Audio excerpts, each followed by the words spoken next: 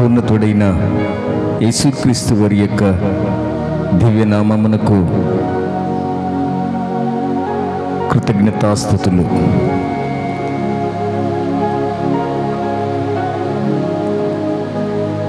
ఈ దినము మనమందరము సజీవులుగా ఉన్నాము అంటే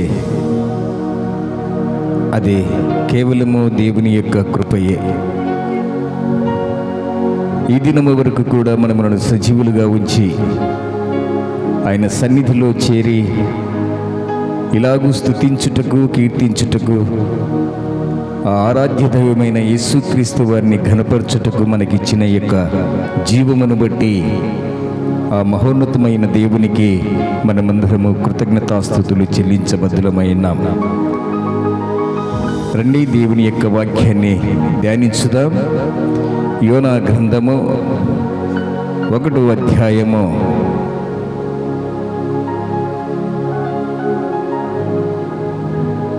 15 వచనాల వరకు మనము కొన్ని విషయాలను మనము ధ్యానించుకున్నట్లయితే ఈ యోనా ప్రవక్తలోని కొన్ని విషయాలను మనము దేవుని యొక్క సన్నిధిలో నేర్చుకుందాం. యోనా గ్రంథము 1వ అధ్యాయము 1వ వచనం. యెహోవా వాక్కు అమిత్తయి కుమారుడైన యోనాకు ప్రత్యక్షమై ఇలాగు సెలవిచ్చెను. నినివే పట్టణస్థుల దోషము నా దృష్టికి ఘోరమాయను గనుక నీవు లేచి నినివే మహాపట్టణమునకు పోయి దానికి దుర్గతి కలుగునని ప్రకటింపుము. అయితే యెహోవా సన్నిధిలో నుండి తర్షీషు పట్టణమునకు పారిపోవలనని యోనా యొప్పేకు పారిపోయి తర్షీషునకు పోవు ఒక ఓడను చూచి ప్రయాణమునకు కేవు ఇచ్చి యెహోవా సన్నిధిలో నిలువక ఓడవారితో కూడా తర్షీషునకు పోవుటకు ఓడ ఎక్కెను. 4వ వచనం. అయితే యెహోవా సముద్రము మీద పెద్ద గాలి పుట్టింపగా సముద్రమందు గొప్ప తుఫాను రేగి ఓడబద్దలైపోగతి వచ్చెను. కాబట్టి నావికులు భయపడి ప్రతివాడును తమ తమ దేవతలను ప్రార్థించి ఓడ చులకన చేయుటకు అందులోని సరుకులను సముద్రములో పారవేసిరి. అప్పటికి యోనా ఓడ దిగువ భాగమునకు పోయి పండుకొని గాఢ నిద్రపోయుచుండెను. అప్పుడు ఓడ నాయకుడు అతని యొద్దకు వచ్చి, ఓయి నిద్రపోతా, నీకేమి వచ్చినది? లేచి నీ దేవుణ్ణి ప్రార్థించుము, మనము చావకుండా ఆ దేవుడు మన యందు కనికరించుము. ప్రియులారా, 5వ వచనం ఒకసారి మనము జ్ఞాపకం చేసుకుందాం. కాబట్టి నావికులు భయపడి ప్రతి వాడును తమ తమ దేవతలను ప్రార్థించి ఓడ చులకన చేయుటకై అందులోని సరుకులను సముద్రములో పారవేసిరి. క్రీస్తునందు ప్రియ దైవజనాంగమా, ఈ మాటలో కొన్ని విషయాలను మనము ధ్యానించుదాం. యెహోవా వాక్కు అమిత్తయి కుమారుడైన యోనాకు ప్రత్యక్షమై ఇలాగూ సెలవిస్తున్నాడు. దైవజనుడా, నినివే పట్టణస్థులు నా దృష్టికి ఘోరమైనది గనుక నీవు లేచి నినివే పట్టణమునకు పోయి దానికి దుర్గతి కలుగునని ప్రకటింపమని చెప్పాడు. ఈ యోనా ప్రవక్త గారు తర్షీషునకు పారిపోతున్నారు. ఇందులో భావం ఏమిటి అంటే, దైవజనుడైన ఈ యోనా గారు తర్షీషునకు పారిపోతూ ఉన్నాడు. దేవుని దృష్టిలో ఈ ప్రపంచములో ఉన్న 800 కోట్ల జనాంగమంతయు ఆయన చేతుల సృష్టి. అది ఆయన చేతిలో నిర్మాణమైన సృష్టి.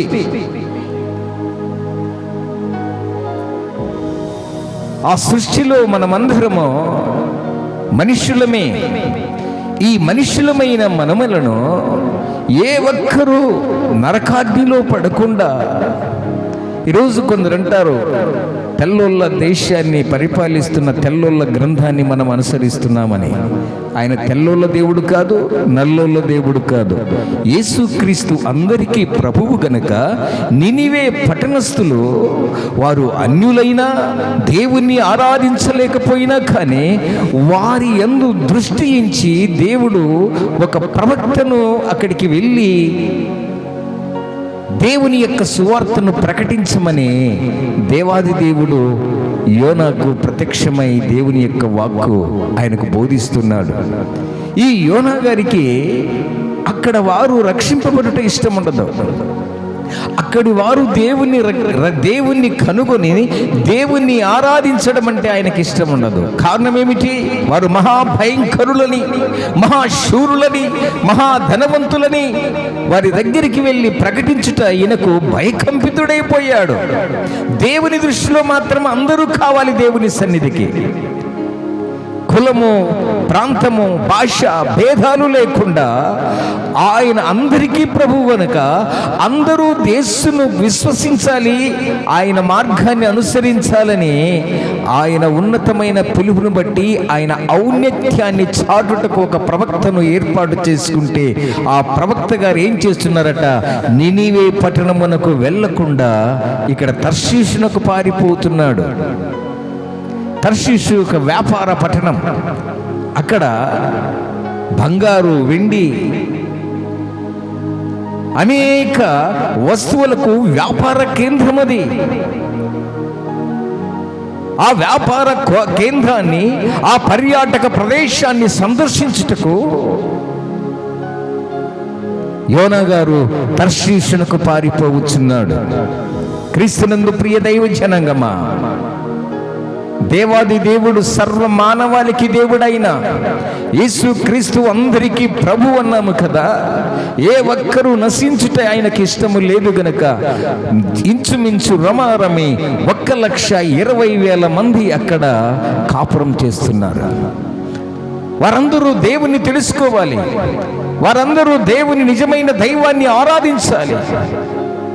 వారు మహాభయంకరులైన కానీ వారి దగ్గరికి వెళ్ళి నీవు సువార్తను ప్రకటించు.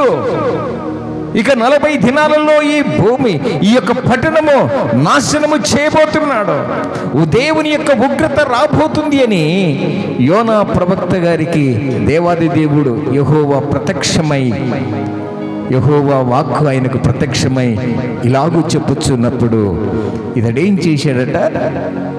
ఓడ ఎక్కి తర్షీషునకు పారిపోవచ్చున్నాడు.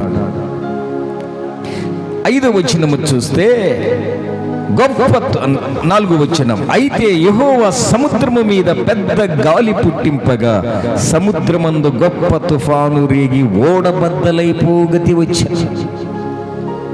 అక్కడ నావికులు, ప్రియులారా, ఎంతో మంది వ్యాపారస్తులు, పర్యాటకులు ఆ ఓడలో ఉన్నారు.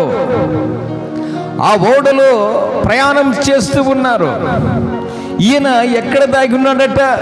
ఓడ అడుగు భాగమున, ఎవరు చూడని ప్రదేశములో ఓడ అడుగు భాగమున దాగి నిద్రపోతూ ఉన్నాడు. గత వారములో ఆయన సర్వజ్ఞుడిని మనము తెలుసుకున్నాం. ఆయన చూచుచున్న దేవుడు. యోనాను చూడరని ఆ ప్రజలు కన్ను కప్పి ఆయన ఓడడుగు భాగమున పడుకొని నిద్రపోతూ ఉన్నాడు. దేవాది దేవుడు దేవుని యొక్క ఆజ్ఞను అతిక్రమించి, ఆజ్ఞ అతిక్రమమే పాపము, పాపము వలన వచ్చు జీతము మరణం.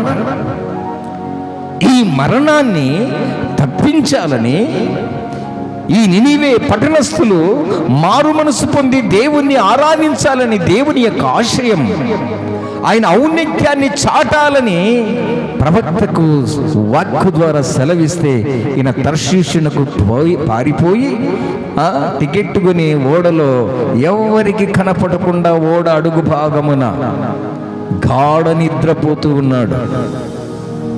ఏ నిద్ర అండి? గాఢ నిద్ర. గాఢ నిద్ర చాలా ప్రమాదం.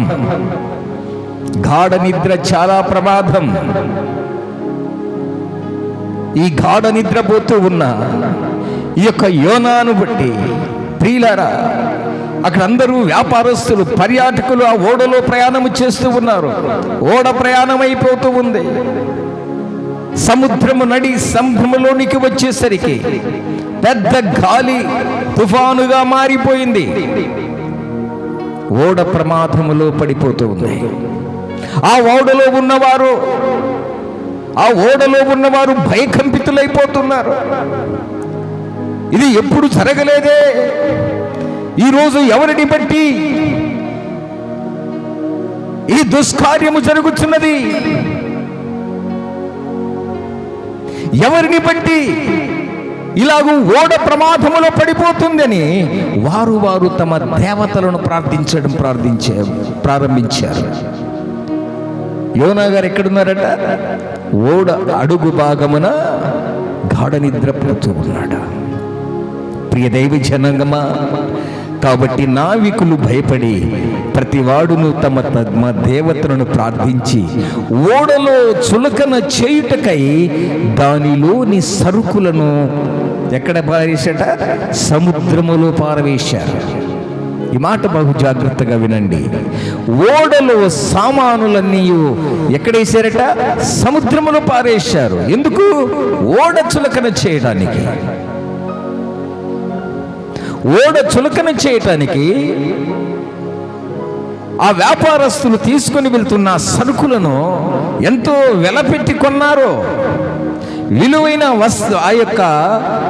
ఆ వ్యాపారస్తులు ఆ విలువైన వర్తక సామానులు ఏం చేశారట? సముద్రములో వేశారు. ఈ గాలి ఎవరు పుట్టించారు? ఈ తుఫాను ఎవరు పుట్టించారు? 4వ వచనం చదివితే, అయితే యెహోవా సముద్రము మీద పెద్ద గాలి పుట్టింపగా సముద్రమందు గొప్ప తుఫాను రేగి ఓడబద్దలైపోవుటకు గతి వచ్చింది. ఈ తుఫాను, ఈ గాలి దేవుడు పుట్టించిన తుఫాన్ ఇది. దేవుడు పుట్టించిన ఓడ ఇది. కానీ ఇలాంటి ప్రమాదము జరుగుతాదని యోనా ఎప్పుడు ఆలోచన చేయలేదో. చూస్తున్నాడా? నినివే పట్టణమునకు వెళ్ళాను ప్రభువా, అక్కడ 120 మందికి బోధ చేశాను ప్రభువా అని ఏదో సాకులు చెప్పాలనుకున్నాడు దేవునికి. దేవుడు సర్వజ్ఞుడని యోనా గారికి ఆయన ఓడ అడుగు భాగమున ఎవ్వరూ చూడని ప్రదేశములో పడుకొని నిద్రపోతూ ఉన్నాడు. ఇక్కడ ఆ అక్కడ ఉన్న ఆ ప్రయాణికులు మాత్రము భయకంపితులైపోయారు. నిద్రపోయేవాడికి ఏం తెలుసు? గాఢ నిద్రపోయేవాడికి ఏమి తెలుసు? ప్రియులారా, ఆ ప్రమాదము వారికి తెలియకుండానే ఉంది. ఆ ప్రమాదమును పసిగట్టి వారందరూ గుండెలు బాదుకుంటూ ఉన్నారు. వేల రూపాయలు వెచ్చించి సరుకులు సముద్రములో పడవేస్తున్నారు. ఎందుకు? తమ ప్రాణాలను కాపాడుకోవడానికి, నిద్రమత్తు చింపిరి గుండెలకు కారణమవుతుంది. నిద్రమత్తులో పడిపోయాడు ఒక ప్రవక్త. ఓ ఈ నిద్రపోతా, మా దేవతలను మేము ప్రార్థిస్తాము, మీరు కూడా మీ దేవుణ్ణి ప్రార్థించు.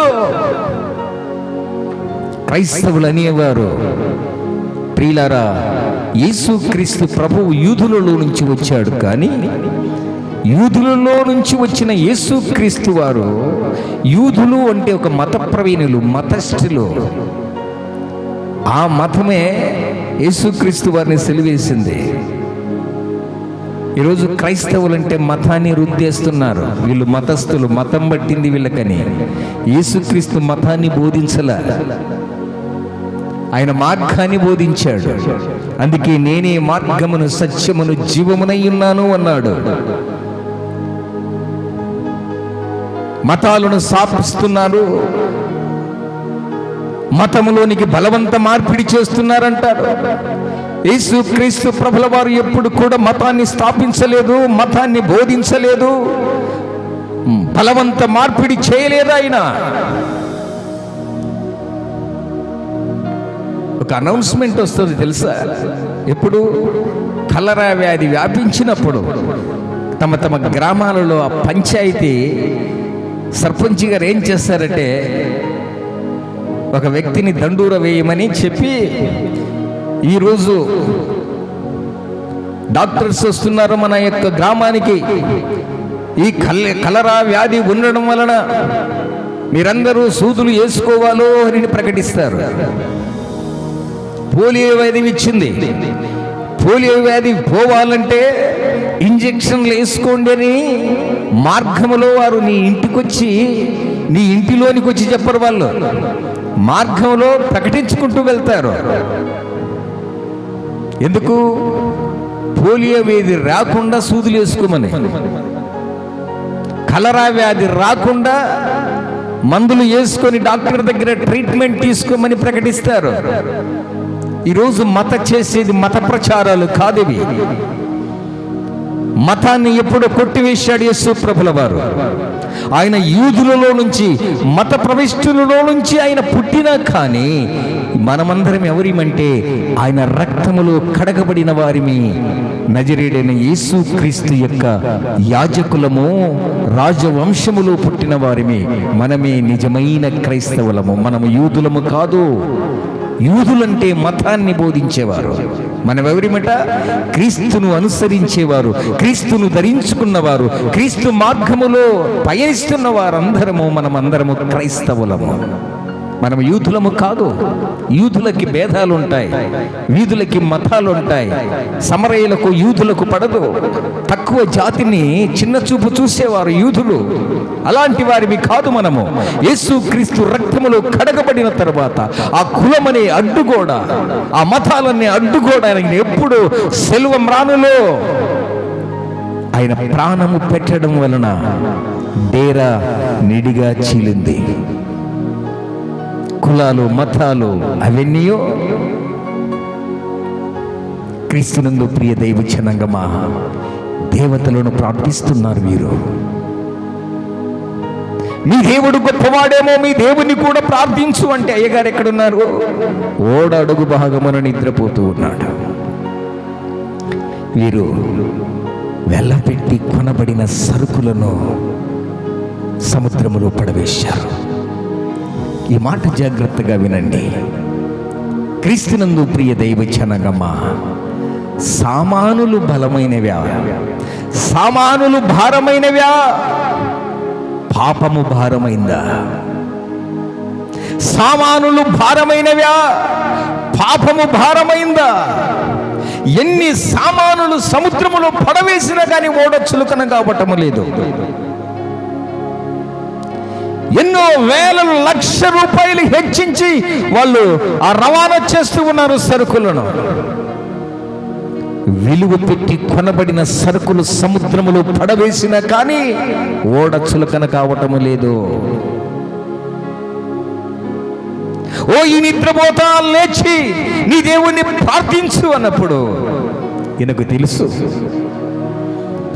నా దేవుడు నేను తప్పు చేయడం వలనే ఓడకు ప్రమాదము కలిగింది. వెంటనే ఏమన్నాడు చూడండి, 7వ వచనము. అంతలో ఓడవారు ఎవరిని బట్టి ఇంత కీడు మనకు సంభవించినది తెలుసుకున్నట్టకై మనము చీట్లు వేతమని రండని ఒకరితో ఒకరు చెప్పుకొని చీట్లు వేయగా చీటి యోనా మీదికి వచ్చెను. కాబట్టి వారు అతనిని చూచి, ఎవరిని బట్టి ఈ కీడు మాకు సంభవించెనో, నీ వ్యాపారమేంటి, నీవెక్కడ నుండి వచ్చితివో, నీ దేశమేది, నీ జనమేది, ఈ సంగతి ఎంతయు మాకు తెలియజేయమనగా 9వ వచనంలో అంటాడు, అతడు వారితో ఇట్లా, నేను హెబ్రీయుడను, సముద్రమునకును భూమికిని సృష్టికర్త అయిన ఆకాశమందుండు దేవుడయ్యున్న యెహోవా యందు నేను భయభక్తులు గలవాడను. తాను యెహోవా సన్నిధిలో నుండి పారిపోవచ్చున్నట్లు అతడు మనుషులకు తెలియజేసి ఉండెను గనుక సంగతి తెలుసుకొని మరింత భయపడి, నీవు చేసిన పని ఏమి? ఒక అన్యుడు అడుగుతున్నాడండి, నీవు చేసిన పని ఏంటి? ఆజ్ఞ అతిక్రమించడము కాదా? 120 మంది చనిపోతే చనిపోని, నువ్వు 1,20,000 మంది చనిపోతే చనిపోని, నేను నా కుటుంబం బాగుండాలనుకునేవాడివా నువ్వు? దేవుని వాక్కు ప్రత్యక్షమై ఇలాగూ నీకు చెప్పిన వెంటనే నీవు వెళ్ళాలి, కానీ నువ్వు ఆజ్ఞ అతిక్రమించడం వలనే. ఒక అన్యుడు చెప్తున్నాడండి, ఓడకు ప్రమాదము జరిగింది. 12వ వచనంలో అన్నాడు, మేము నీకేమి చేయవలనని అతను అడగగా యోనా అంటున్నాడు, నన్ను బట్టి ఈ గొప్ప తుఫాను మీ మీదికి వచ్చెను. చప్పట్లు కొడదామా? నన్ను బట్టి, ఎవరిని బట్టి? నన్ను బట్టియే ఈ సముద్రము గొప్ప తుఫాను మీ మీదికి వచ్చెను. నాకు తెలిసినది, నన్ను ఎత్తి సముద్రములో పడవేయుడి, అప్పుడు సముద్రము మీదికి రాకుండా నిమ్మలించునని అతడు వారితో చెప్పెను. వారు ఓడ దరి తెచ్చుటట్టు తెడ్లు బహుబలముగా వేసిరి, కానీ తమకు ఎదురైన తుఫాను బలము చేత సముద్రము పొంగియుండుట వలన వారి ప్రయత్నము వ్యర్థమైన. ప్రియులారా, దేవుని చిత్తము ప్రకారం యోనాను ఎత్తి సముద్రములో పడవేసిరి. పడవేయగానే 15వ వచనం, యోనాను ఎత్తి సముద్రములో పడవేసిరి, పడవేయగానే సముద్రము పొంగకుండా ఆగెను. వేల రూపాయలు హెచ్చించి సరుకులు భారమైనవా? పాపము భారమైందా? మానవ దృష్టిలో చూడాలంటే ఏదైనా మునిగిపోతున్న నావను, ఆ నావలో ప్రయాణిస్తున్న మనుషులను రక్షించుకోవాలంటే ఏ భారమైన సరుకులున్నాయో వాటిని నిజముగా సముద్రంలో పడవేస్తే ఓడ చులకనైపోతుంది. కానీ ఇక్కడది జరగట్లా. ఎన్ని సరుకులు సముద్రములో పడవేసినా కానీ ఆ ఓడ చులకన కావటము లేదు. ఈ మాటలో అర్థం ఏంటో తెలుసా? సరుకుల కంటే బలమైనది, సరుకుల కంటే భారమైనది మనిషిని యొక్క పాపం. ఈ పాపము చాలా భారమైనది దేవుని దృష్టిలో.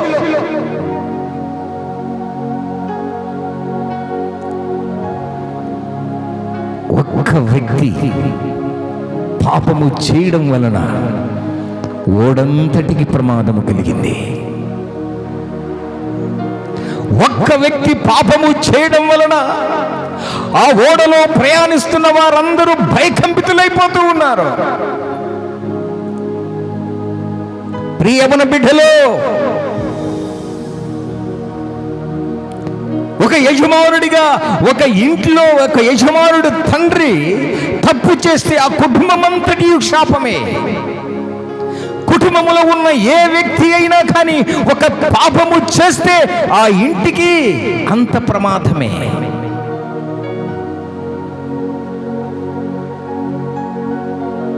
నువ్వు ఎంతగా ప్రార్థించినా, ఎన్ని ఉపవాసాలున్నా, ఎన్ని విజ్ఞాపనలు చేస్తూ ఉన్నా, దేవునితో ఎంత అనుబంధం ఉన్నా కానీ నీ కుటుంబంలో 5 మంది ఉంటే ఒక వ్యక్తి తప్పు చేస్తే ఆ కుటుంబానికి అంత ప్రమాదమే. ఈ వ్యక్తి ఒకడు పాపము చేయడం వలన ఎంతమందికి వచ్చేది ప్రమాదం? ఓడలో ఉన్న వారందరికీ. ఒక వ్యక్తి పాపము చేస్తే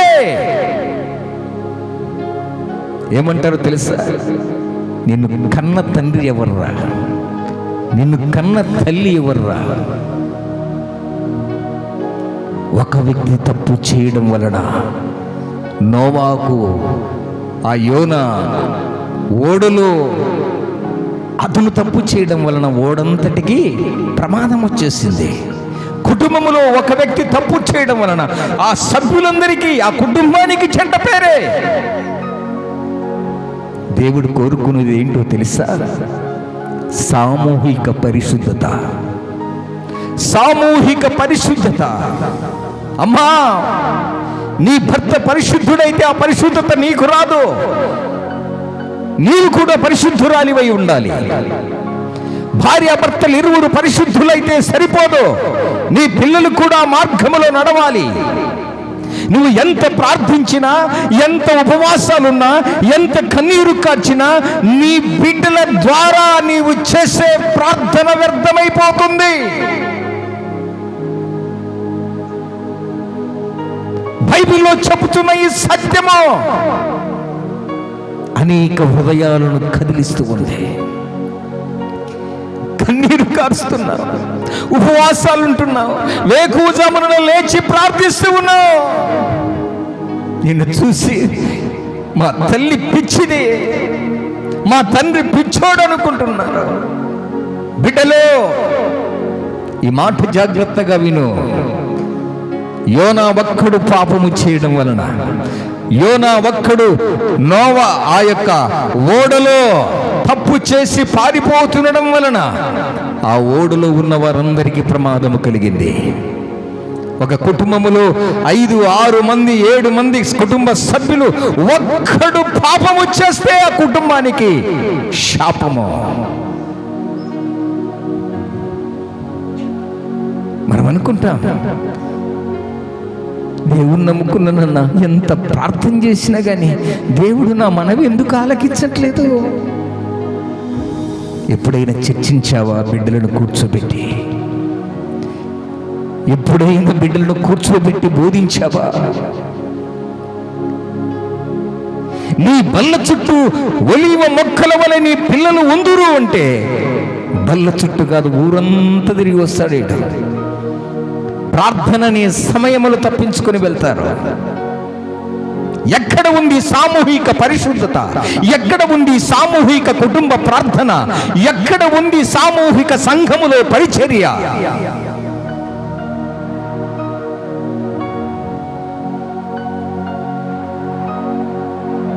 దైవ జనాంగమా,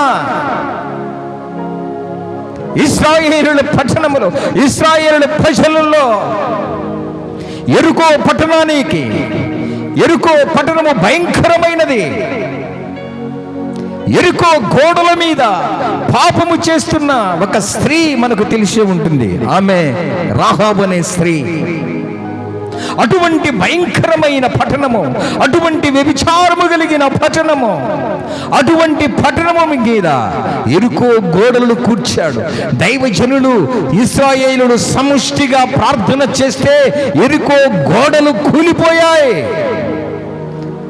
ఈరోజు నీవు కుటుంబ ప్రార్థన చేస్తే నీ శాపాన్ని దేవుడు తొలగిస్తానంటున్నాడు.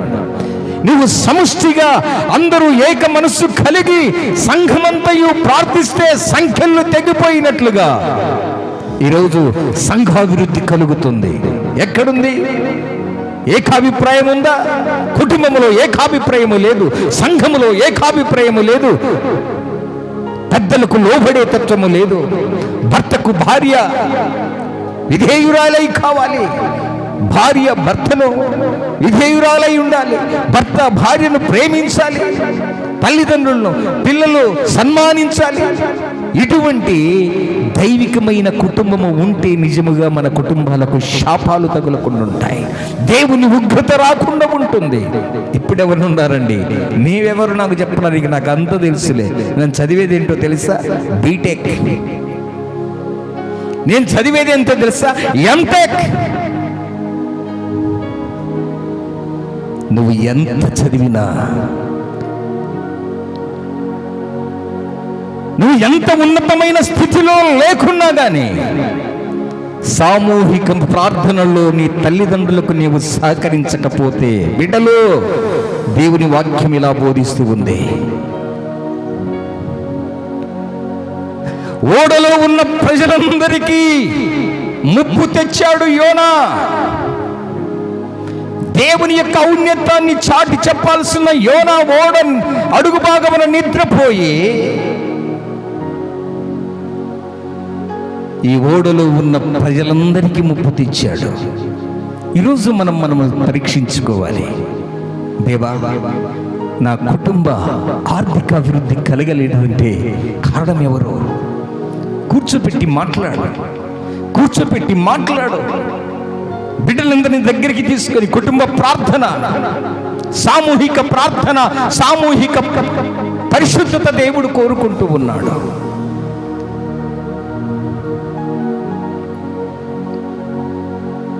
దైవజనుడు గనక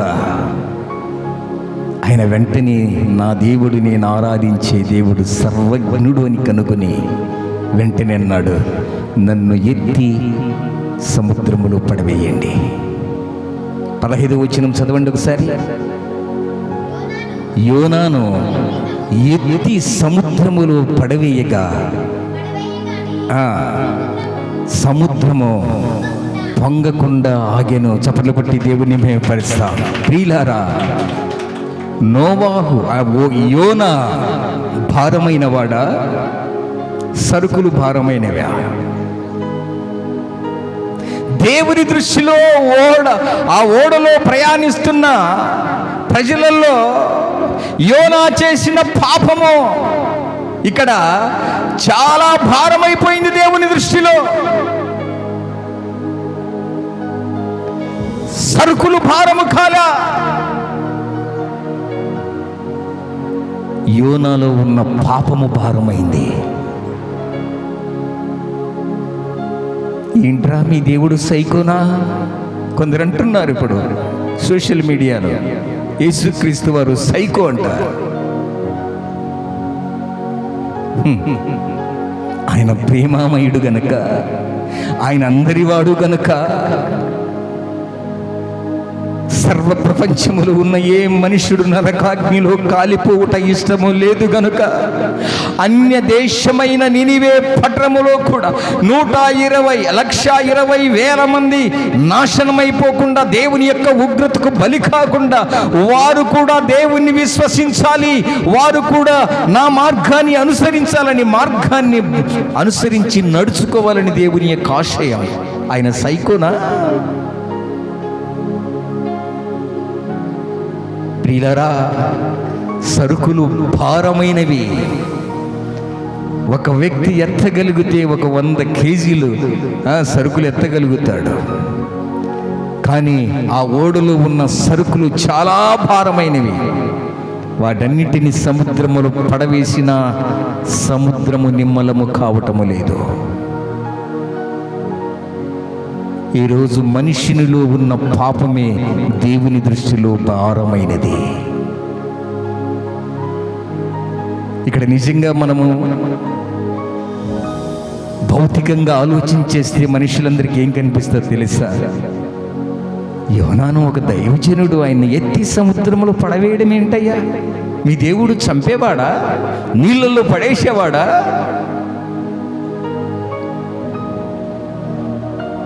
ఆత్మహత్యలు ప్రేరేపించేవాడా? దైవ జనాంగమా, మనము ఆరాధించే ఆ దైవము నిన్ను కోరుకునేవాడు, నిన్ను నీ మేలు కోరుకునేవాడు. అందుకే తండ్రి శిక్షించిన కుమారుడు జ్ఞానవంతుడు. కొంతమంది దయ్యాలను పారదోలుతూ ఉంటారు, దైవ సేవకులే. మనము చేసే తప్పు వలన ప్రియులారా, లోకానికంత చులకనైపోయింది క్రైస్తవ్యం. శరీరములో లోపల దేహములో ఉన్న ఆ దయ్యం పోవాలంటే ఏం చేస్తాం తెలుసా? అందుకే ప్రభు అంటాడు, మీరు నూనె రాచి ప్రార్థన చేయండి అంటాడు. వాడిని బలవంతంగా పడేయమని చెప్పలే. పడిపోయిన వాడిని దేవుడు లేపాడండి. ఈరోజు పడగొట్టిన వాడే గొప్ప దైవ సేవకుడు. ఎంతమంది అన్న 20-50 మంది కేకలు వేస్తూ పడిపోతున్నారన్న మ్యాట్ మీద. యేసు ప్రభు దగ్గరికి శిష్యులు వచ్చి, యేసయ్యా, అయ్యా మేము ప్రకటిస్తున్నప్పుడు నీ వాక్యము, అయ్యా మేము చేతులు పెట్టి ప్రార్థిస్తున్నప్పుడు దయ్యాలు మాకు లోబడుతున్నాయ్యా అన్నప్పుడు యేసయ్య అన్నాడు, దయ్యాలు లోబడుతున్నావని కాకుండా మీ పేర్లు జీవగ్రంథములో ఉన్నాయా లేవా చూసుకోండి ఫస్ట్. ప్రార్థన చేయి, నూనె రాచి ప్రార్థన చేయి. బెల్టులతో, పరకరతో, చెప్పులతో దయ్యాన్ని కొడతావా? గాయం ఎవరికి అయ్యేది? గాయమయ్యేది ఆ శరీరానికే, గాయము దయ్యానికి కాదండి. ఇక్కడ ప్రియులారా, యోనాలో ఉన్న పాపాన్ని దేవుడు తీసివేయాలని ఆయన ఒక పరీక్ష పెట్టాడు. ఆయన ఎత్తి సముద్రములో వేయగానే సముద్రము లోనికి వెళ్ళిపోయాడా? వెంటనే ఏం చేశాడు దేవుడు? ఒక మత్స్యమును, నా దైవ సేవకుడు సురక్షితంగా ఉండాలి, ఆ పాపము భారమైన పాపాన్ని తెలుసుకొని మరలా అతడు లేచి నా చిత్తానుసారంగా నినివే పట్టణమునకు వెళ్ళి సువార్త ప్రకటింపబడాలి, నేను కోరుకున్న వ్యక్తి ఇతనే వెళ్ళి నినివే పట్టణస్థులకు సువార్త ప్రకటించాలని ఓ మత్స్యమా అని సముద్రములో ఉన్న చేపకు ఆయన ఆజ్ఞ ఇస్తే చేప వచ్చి యోనా గారిని మింగేసిందండి. యోనా మత్స్యము గర్భములో 3 రాత్రులు 3 పగళ్ళు దేవుని ప్రార్థించాడు. అంటాడైనా, నీవు కరుణగల దేవుడు అని తెలుసు. 4వ అధ్యాయం 2వ వచనంలో అంటాడు యోనా గారు చెప్తున్న మాటను చూడండి ఒకసారి. 4వ అధ్యాయం 2వ వచనం, యెహోవా నేను నా దేశమందుండగా ఇట్లు జరుగునని నేను అనుకుంటుని కదా, అందువలన నీవు కటాక్షము జాలియలేయు బహుశాంతము అత్యంత కృపగల దేవుడవయుండి పశ్చాత్తపడి కీడు చేయక మానుదు అని నేను తెలుసుకుని దానికి ముందుగానే నేను తర్షీషునకు పారిపోవును. Praise the Lord. ఇక్కడ అంటున్నాడు ఆయన, నీవు కృపగలిగిన దేవుడవయ్యా, నీవు జాలిగల దేవుడవయ్యా అని నాకు తెలుసు దేవా. నేను ఊరిక టైం వేస్ట్ చేసుకొని ఆ యొక్క నినివే పట్టణంలోకి వెళ్ళి సువార్త ప్రకటిస్తే, నా పనులన్నీ విడిచిపెట్టి అక్కడ పోయి సువార్త చేస్తే ఎంత టైం వేస్ట్ దేవా. నాకు తెలుసు, నేను వెళ్ళకపోయినా నీవు కరుణ కలిగిన దేవుడవు, నీవు కరుణ జాలి కలిగిన దేవుడవు, ఆ పట్టణస్తులను నీవు నాశనము చేయవని నాకు తెలుసయ్యా అంటున్నాడు. దేవుని కంటే ముందే చెప్తున్నాడు, నువ్వు ఆ పట్టణాన్ని రక్షిస్తావని నాకు తెలుసయ్యా. ఇంత మాత్రం నన్ను సముద్రంలో పడేస్తావయ్యా, ఇంత మాత్రం నన్ను మత్స్యము గర్భములో 3 రాత్రులు పగళ్ళు నన్ను ఉంచావు కదయ్యా. ప్రియులారా, యోనాను చంపటానికి కాదు, యోనాలో ఉన్న పాపాన్ని చంపడానికి. చప్పట్లు కొట్టండి. యోనాలో ఉన్న పాపాన్ని చంపడానికి కాదు. మనందరికీ ఏం కనిపిస్తుంది? పాపం యోనా, ఆయన మన వంటి మనుష్యుడే కదా, ఎత్తి సముద్రంలో పడేవే. అప్పుడు సముద్రము నిమ్మలమైందా? ఏ దేవుడయ్యా మీ దేవుడు? దేవుడు మనుష్యులను చంపేవాడు కాదు. మనుష్యుల్లో ఏ పాపము నిన్ను అశాంతిలోనికి, అసమాధానంలోనికి నడిపిస్తుందో ఆ పాపాన్ని చంపడానికే వచ్చాడు నజరేయుడైన యేసు ప్రభుల వారు. ఒక్కరు తప్పు చేయడం వలన ఓడ ప్రమాదములోనికి వచ్చింది. ఇశ్రాయేలీల ప్రజలు 3000 మంది యెరికోను జయించి 3000 మంది ద్వారా హాయి పట్టణానికి యుద్ధానికి వెళ్ళారు. హాయి పట్టణానికి యుద్ధానికి వెళితే వీళ్ళు అనుకున్నారు, అంత గొప్ప పట్టణాన్ని జయించాము, మన దేవుడు చాలా గొప్పవాడు, వీరంత లెక్కన హాయిగా యుద్ధం చేయొచ్చు, 3000 మంది చాలు, వెళ్ళి యుద్ధం చేయంటారా అని చెప్పాడు. దేవుడు ఏం చేశాడో తెలుసా? ప్రియులారా, శత్రువుల చేతికి ఇశ్రాయేలు ప్రజలను అప్పగించాడు. ఎప్పుడైతే నీవు ఇంకేం చేస్తాంలే ప్రార్థన, ఉదయం చేసుకున్నావు కదా, ఇంకా పడుకుంటప్పుడు ఎందుకు ప్రార్థన? పడక దిగగానే నీ గడప దాటక ముందే ప్రార్థన గదిలోనికి వెళ్ళి నీవు ప్రార్థిస్తేనే తదుపరి నీ పనులు ప్రారంభించాలి. కానీ ఏం చేయాలా? పడక దిగి గడప దాటకూడదు. గదిలోనికి వెళ్ళి నీవు ప్రార్థన చేసిన తర్వాతనే నీ పనులు ప్రారంభించాలి. ఒక్కొక్కసారి మనం ఏం చేస్తున్నామంటే, ఇంకేమిలే ఇప్పుడు చేసుకోకుంటే ఏమైపోయిందిలే, పొద్దున్న చేసుకున్నాం కదా, ఇంకా రాత్రి అవసరమా? రాత్రి చేసుకున్నాం కదా, పొద్దున్నే అవసరమా? నిర్లక్ష్య వైఖరి. నిర్లక్ష్యము, మనిషినిలో నిర్లక్ష్యం ఉండకూడదు.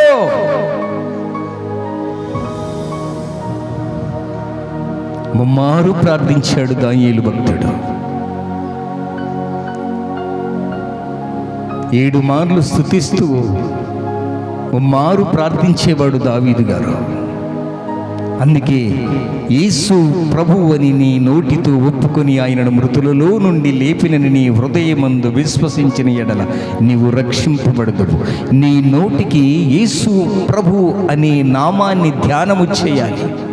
నిరంతరము ఆ ఆత్మలో నీ శరీరములో ఉన్న ప్రతి అవయవము కూడా ధ్యానించడం మొదలు పెడుతుంది. అది నీ నోటికి పోకిరి మాటలు, దుర్భాష ఏది కూడా రాకుండా నీ నోటికి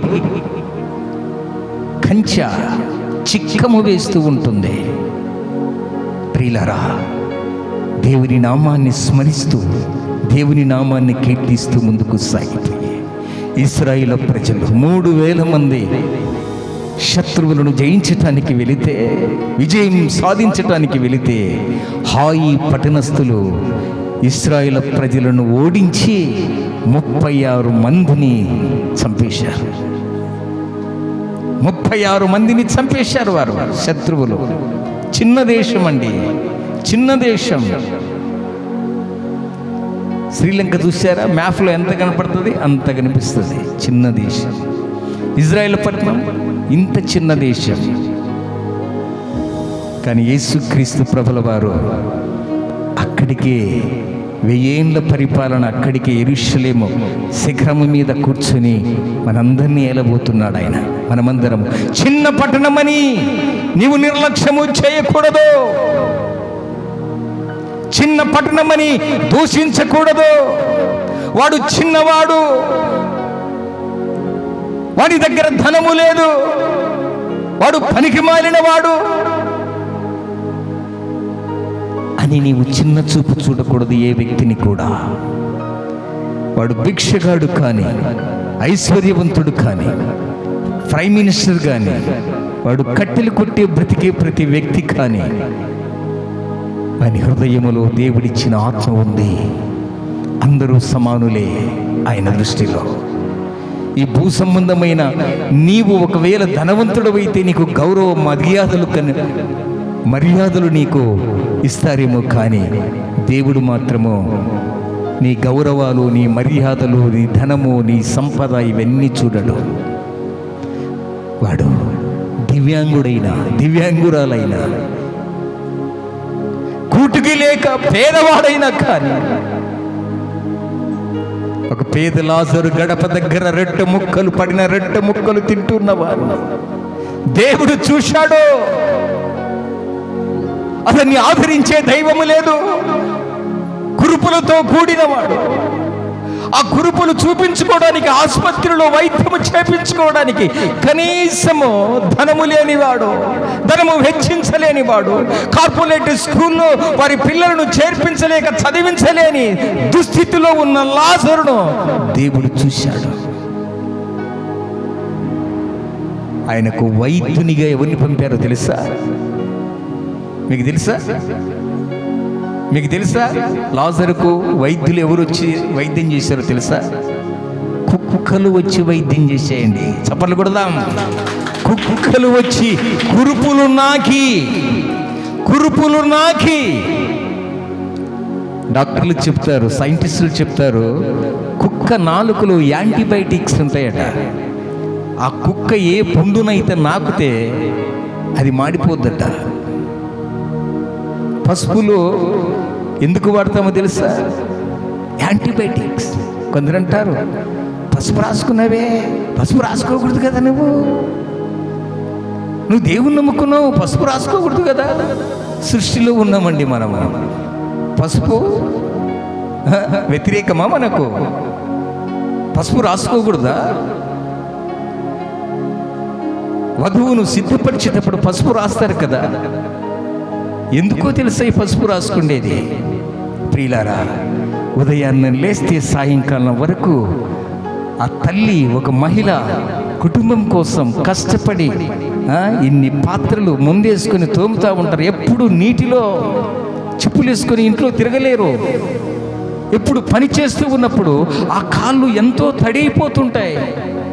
ఆ కాళ్ళు పగలకుండా, ఆమె కాళ్ళు బలహీనము కాకుండా, ఆమె పాదాలు సురక్షితంగా ఉండాలని పసుపు రాసుకోమ్మ అంటారు. యాంటీబయాటిక్, ఇది కూడా ఒక యాంటీబయాటిక్. గాయమైతే టక్కున ఏం చేస్తారు, పసుపు పెట్టండి రా అంటారు. రక్తం వస్తే ఏం చేస్తాం, పసుపు పెడతాం, యాంటీబయాటిక్. ఎందుకో తెలుసా, స్త్రీలకు పసుపు రాస్తే తప్పు లేదండి, బైబిల్ ఎక్కడ చెప్పలే. ఎందుకో తెలుసా, నీవు తడి కాళ్ళతో నీవు నడుస్తూ ఉన్నప్పుడు నీ కాళ్ళు రోగ బారిన పడకుండా, నీ పాదాలు చీలకుండా, అందుకే స్త్రీలు ఎక్కువగా పసుపును ధరిస్తూ ఉంటారు. ఇది తప్పు కాదు, బైబిల్ ఎక్కడ చెప్పలేదు. నీకు రోగము రాకుండా చూసుకో. Prevention is better than cure. కాకముందే నీవు నీ ఆరోగ్యాన్ని కాపాడుకోమని పసుపును ఒక భద్రతగా నీకు ఇచ్చాడు. ఇప్పుడు లాజరుకు వైద్యులు ఎవరో తెలుసా? ఇంటికి వచ్చేయండి వైద్యులు. ఎవరు? కుక్కలు. యేసు ప్రభు అంటాడు కదా, అయ్యా ఈ పిల్లలేంటి, నువ్వు యెరూషలేము పురమునకు గాడిద మీద వస్తూ ఉన్నప్పుడు ఈ పిల్లలేంటి ఇలా కేకలేస్తారు?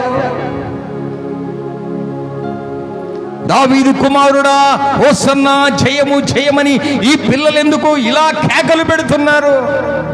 యేసయ్య అంటాడు, ఈ పిల్లల నోళ్ళు మూపిస్తే రాళ్ళు కేకలేస్తాయి. రాళ్ళ ద్వారా నేను పిల్లలను పుట్టిస్తాను. రాళ్ళ ద్వారా నేను స్తుతిని పొందుకుంటాను. వారి నోళ్ళు మూపిస్తే రాళ్ళు నన్ను స్తుతిస్తాయి. రాళ్ళు కేకలేస్తట్టు నేను చేస్తాను. సిలువ ప్రమాదములో ఉన్నప్పుడు కూడా,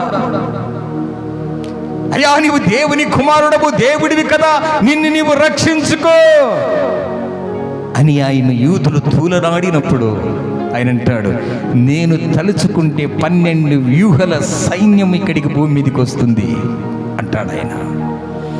ఇంచుమించు 72,000 మంది ఇక్కడికి వస్తారు. ఒక్క వ్యూహం 6,000 మంది. అంత సైన్యము రాగలదు. కానీ ఎందుకో తెలుసా, నా రక్తము భూమి మీద చిందించి ప్రతి పాపిని పరిశుద్ధునిగా చేయాలని ఆశయంతో నేను భూమి మీదకి వచ్చాను.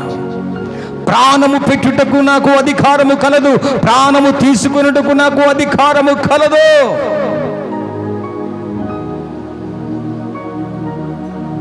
యేసు ప్రభు సిలువలోనికి వెళ్ళేటప్పుడు ఒకడు వచ్చి చెవును నరికేస్తాడు. పేతురు, నీ కత్తి నీ వరలో పెట్టు. కత్తి పట్టుకున్నవాడు కత్తితోనే హతమైపోతాడు. ఇటువంటి వాడు మతాలను స్థాపిస్తాడా? నీ పొరుగు వారిని ప్రేమించు అని మంచి మాట చెప్పేవారు ఎవరూ లేరండి. అటువంటి వాడు విదేశీయుడా?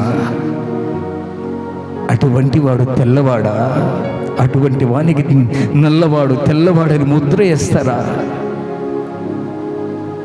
ఆయన ప్రేమామయుడు, సర్వమానవాళిని కూడా ఏక దృష్టితో చూసేవాడు. చిన్నవాడని కాదు, గొప్పవాడని కాదు, అందరినీ చూస్తాడు. ఏ ఒక్కరు నశించుట ఇష్టము లేదు గనక లాజరు దగ్గరికి కుక్కలను పంపించి డాక్టర్గా వైద్యం చేపించాడు. ఇప్పుడు ఎక్కడున్నాడు? ధనవంతుడు చనిపోయాడు, లాజరు చనిపోయాడు. లాజరు ఎక్కడున్నాడు? అబ్రహాము కుడి రొమ్మున ఆనుకుని ఉన్నాడు. ఇప్పుడు యాతన పడుతున్నది ఎవరు? ధనవంతుడు. ధనము శాశ్వతము కాదు, కిరీటములు తరతరములుండునా. సామెతల గ్రంథము 11వ అధ్యాయము 4వ వచనములు అంటాడు, ఉగ్రత దినమున నీ ఆస్తి అక్కరకు రాదు. ఒక వ్యక్తిని తూలనాడకు. వాడు కూటికి నిరుపేద అయినా కానీ దేవుడిచ్చిన జ్ఞానముతో బ్రతుకుతున్నాడు.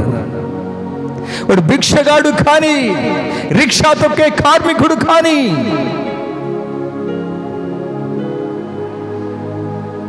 నీకు డబ్బు ఉన్నదని, నీకు హోదా ఉన్నదని ఏ వ్యక్తిని తృణీకరించుకో.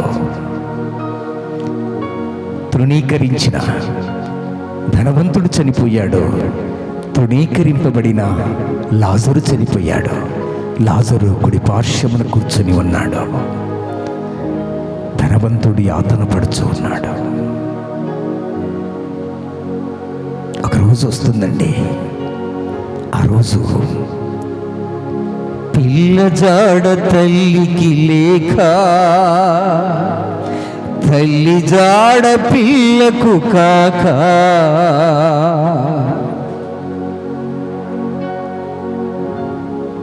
ఆ రోజు నీకు పుట్టిన బిడ్డలే నీకు కనిపించరు. నీకు 60 సంవత్సరములు తోడున్న నీ భర్తనే నీకు కనిపించడు. మిద్దె మీదికి ఎక్కి మిద్దె దిగ లోపలనే ఉండవు. ఒకడు ఎత్తబడతాడు, ఒకడు దిగబడతాడు, ఒక్కడు విడువబడతాడు. ఆ రోజు వస్తుంది, ఆ రోజు కొరకు మనం కనిపెట్టుకోండి. 3000 మంది యుద్ధానికి వెళితే 36 మందిని అపజయమే లేదండి ఇశ్రాయేలు ప్రజలకు. చిన్న దేశం మీద 36 మందిని కోల్పోయింది. కారణం దినవృత్తాంతముల గ్రంథం చూడండి. దినవృత్తాంతముల గ్రంథం 2వ అధ్యాయము, మొదటి దినవృత్తాంతములు 2వ అధ్యాయము 7వ వచనం. మొదటి దినవృత్తాంతముల గ్రంథము 2వ అధ్యాయము 7వ వచనం. కర్మీ కుమారులలో ఒకనికి ఆకాను అని పేరు. ఇతడు శాపగ్రస్తమైన దానిలో కొంత అపహరించి ఇశ్రాయేలీయులందరినీ శ్రమ పెట్టాడు. శాపగ్రస్తమైన వాటిని ఆశించాడు. ఎరుకో పట్టణము శాపగ్రస్తమైంది. ఎరుకో పట్టణములో ఉన్న బంగారు, వెండి ఇవన్నీ కాల్చివేయండి. ఇతడు దేనికి ఆశపడ్డాడు తెలుసా? ఇతడు దొంగిలించింది దేనో తెలుసా?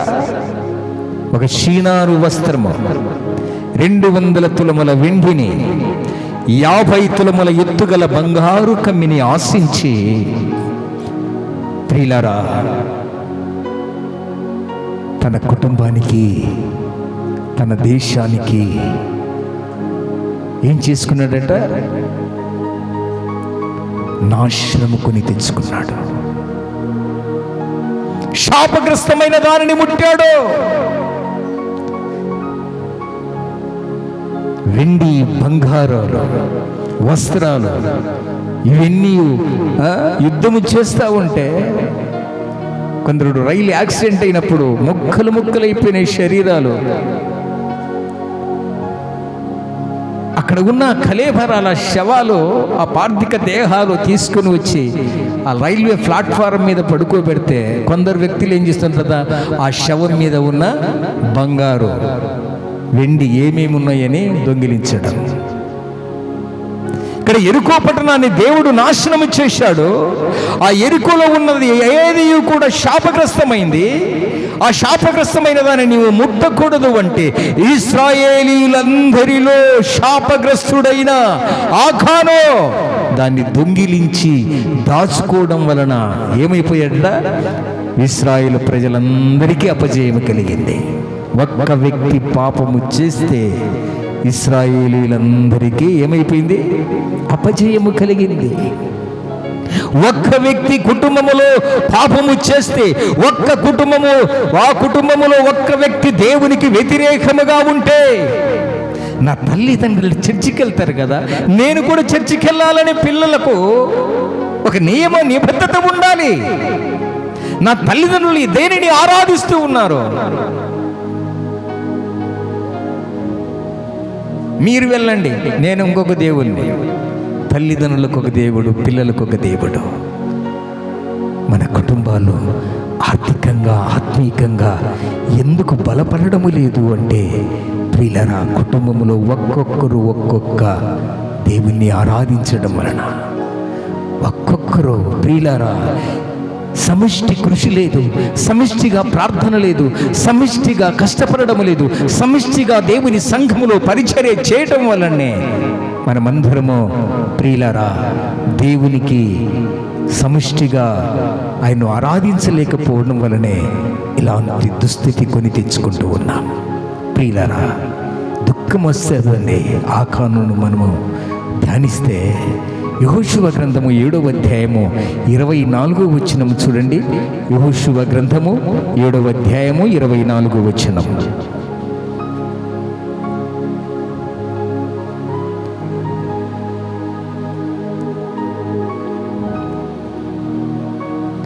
యెహోషువ గ్రంథము 7వ అధ్యాయము 24వ వచనం.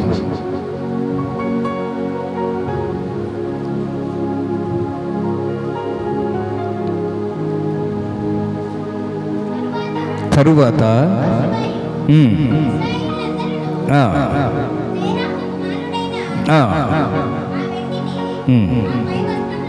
పై వస్త్రములను బంగారు కమ్మిని ఆకాను కుమారులను ఎద్దులను గాడిదలను ఆకాను కుమారులను కుమార్తెలను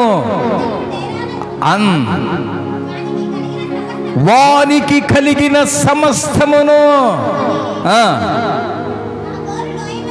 ఆకారు లోయలోనికి తీసుకుని వచ్చారండి. ప్రియులారా, రాళ్లతో కొట్టబడి చంపబడింది ఆ కుటుంబం. ఎవరు చేసిన పాపానికి తన కుటుంబానికి శాపం వచ్చింది? కానానీ వ్యక్తి కడుపున పుట్టిన బిడ్డలకు శాపం వచ్చింది, కడుపున పుట్టిన కుమార్తెలకు శాపం వచ్చేసింది. ఒక వ్యక్తి పాపము చేయడం వలన ఓడకు ప్రమాదము కలిగింది. ఒక వ్యక్తి పాపము చేయడం వలన ఇశ్రాయేలు ప్రజలందరికీ అపజయము కలిగింది. ఒక వ్యక్తి పాపము చేయడం వలన తన కుమారులకు కుమార్తెలు కూడా అతనితో చేరి చంపబడుతున్నారు. ప్రియ దైవ జనాంగమా, రాళ్లతో కొట్టి చంపారండి తన కుటుంబ సభ్యులను. తనకు కలిగిన వాటిని అంతటిని తీసుకొని వచ్చేసి కాల్చి బూడిద చేసి రాళ్లతో కొట్టి చంపేశారండి. దైవ జనాంగమా, ధర్మశాస్త్రము శిక్షిస్తుంది నిన్ను. యేసుక్రీస్తు కృప నిన్ను రక్షిస్తుంది. అలనాడు క్రీస్తుకు పూర్వము వచ్చిన ధర్మశాస్త్రము ప్రతి మనిషిని శిక్షిస్తుంది. యేసు క్రీస్తు కృప నిన్ను క్షమిస్తూ ఉంది. పాపముతో పట్టబడిన స్త్రీని రాళ్లతో కొట్టమని ధర్మశాస్త్రము చెబుతుంది. అదే యేసుక్రీస్తు వారి కృప చెబుతూ ఉంది. విచారములో పట్టుబడిన స్త్రీ, అమ్మా ఇక మీదటి నీవు పాపము చేయకము అని చెప్పాడు యేసు ప్రభుల వారు. ధర్మశాస్త్రము శిక్షిస్తుంది, యేసుక్రీస్తు కృప క్షమిస్తూ ఉంది. ఎర్ర సముద్రమును పాయలుగా చేసిన మహాదేవుని మనం ఆరాధించేది. ధర్మశాస్త్రము నీటిని రక్తముగా మార్చింది. యేసుక్రీస్తు కృప నీటిని ద్రాక్షారసముగా మార్చింది. ధర్మశాస్త్రము ఒక స్త్రీ వ్యభిచారములో పట్టుబడిన స్త్రీని రాళ్లతో కొట్టి చంపింది. నా యేసుక్రీస్తు కృప ఆమెను క్షమించింది.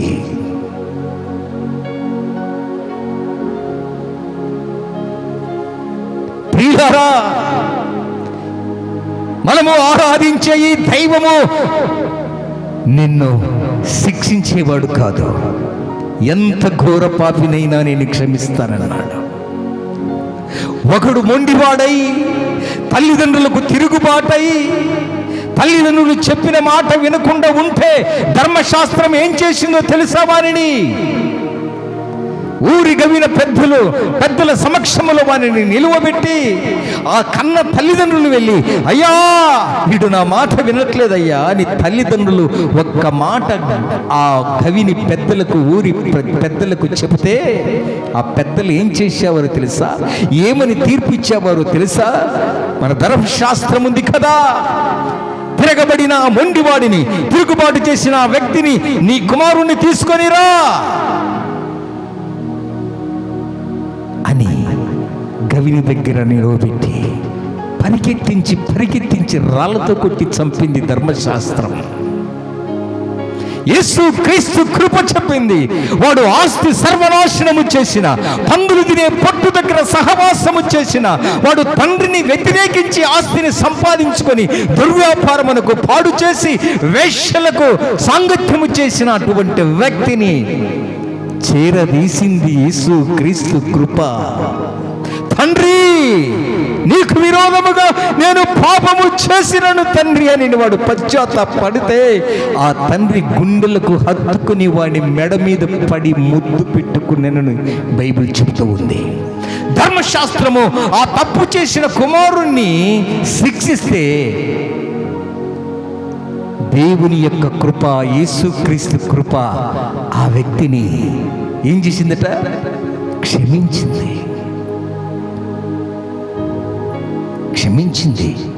ద్వితీయోపదేశకాండం 18వ అధ్యాయం, ద్వితీయోపదేశకాండం 18వ అధ్యాయం